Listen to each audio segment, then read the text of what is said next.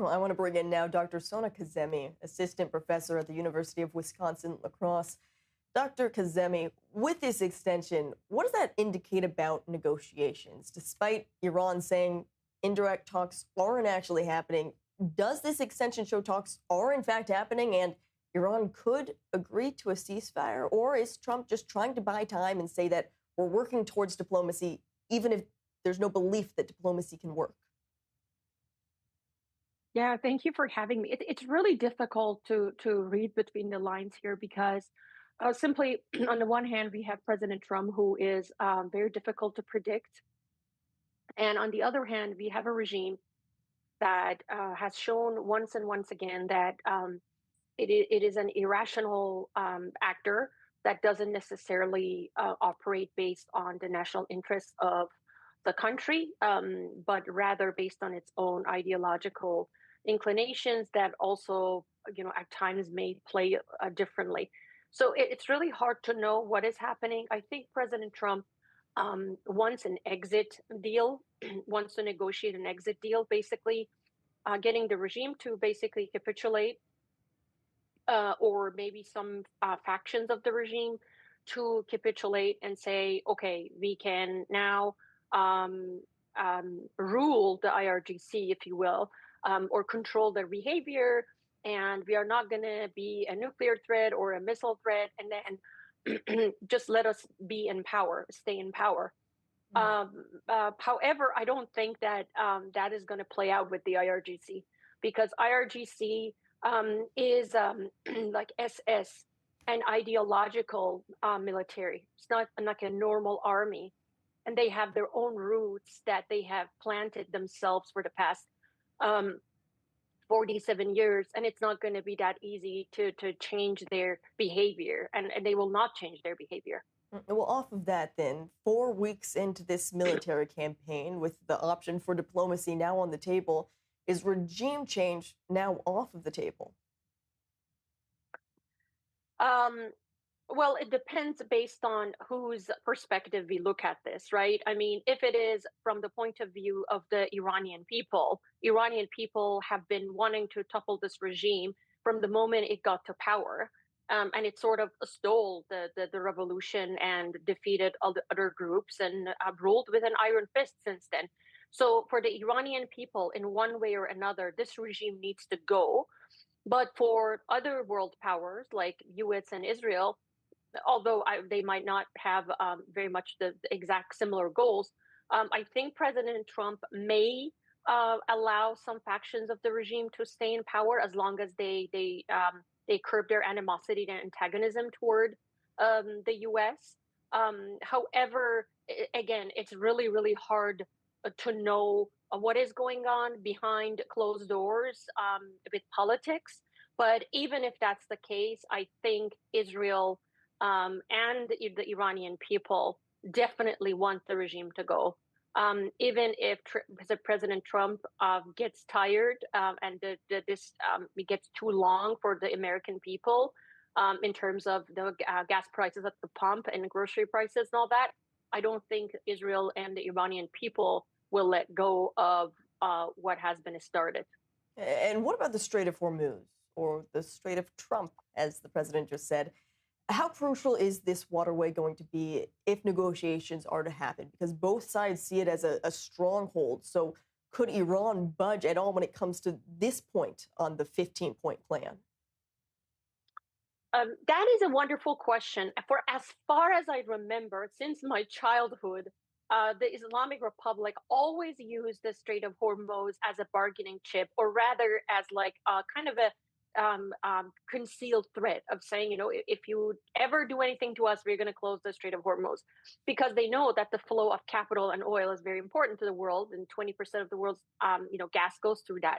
However, the problem with that is that even when they tried to not disallow the traffic during the Iran-Iraq War, at the end of Iran-Iraq War, they tried something similar. They were trying to prevent other ships from passing through the Persian Gulf to the Oman Sea and then the Indian Ocean.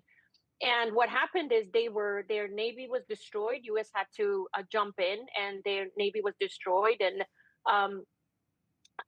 Basically they were completely obliterated. Their navy was obliterated, and the flow was mobilized yet again.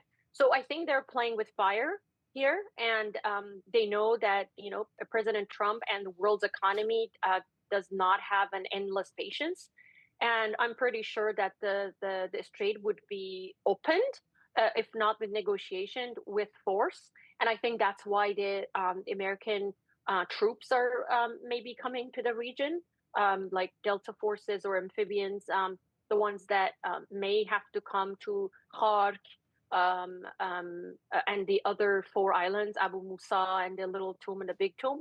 And if they are seized and in terms of not destroyed, but like if their like oil ports are completely in the control of the U.S. Military, and Iran is gets kind of financially strangled and is not able to get money to pay its thugs who are on the payroll, who are brutalizing the population, then that could bring the regime to any table that the president wants. Because at the end of the day, they need money to those thugs are not working for free. There may be a fraction of them, but most of them are on a payroll. And I'm pretty sure Houthis, Hezbollah, and Hashad al-Shabi, all of their proxy forces across the region are also on a payroll. So if there is no money, there is no flow of oil money into the country, then there are no proxies. And I think that could eventually either bring them to the table or open the strait by force. Well, at the end of the day, then, what does Tehran realistically want if a deal does happen? Is this about ending the war, lifting sanctions, this monetary value that you're talking about, preserving maybe the regime's military capabilities, or are we talking about something just bigger, even regional leverage that Tehran wants to keep on to? Well, Tehran wants what it has always wanted, to Israel to be destroyed and gets wiped off the map, wants to get over the region, wants to establish its axis of resistance, which it has lost since the aftermath of October 7th. Wants what it has always wanted, that animosity and building its Shia empire. I remember when I was little, the Iran-Iraq martyrs would be brought back into the country, and then they would be these regime supporters would chant, the road to Jerusalem goes through Baghdad. So their idea has always been taking over the region. And but the problem is, if at this point that they are a wounded animal, if they're left alone and allowed to go back to power and brutalize more of their population and build their military capability, then we are going to be looking at a North Korean state, a pariah state, an isolated state that brutalizes its own population. People don't have anything to eat, but maybe really terrible um, um, groceries that don't have any nutrients in them and nutritious values. Absolute poverty and abject poverty will come to the people, and it will be a disaster for the world economy and for Israel, for everyone. I think this is a very pivotal point in the history of the world. A free democratic Iran that makes 3 million barrels of oil and gives it to the world economy and is not an enemy to everyone can change the Middle East and the world. So why let them be a wounded animal, and why not finish the job so that the Iranian people, once they get a chance, come out and finish what they have been fighting for the past 47 years with bare hands, and with every civic avenue that was open to them, but they always went home in body bags. A pivotal moment in history. That is certainly the case. Dr. Sona Kazemi, great to have you with us on I-24 News today. Thank you. Thank you.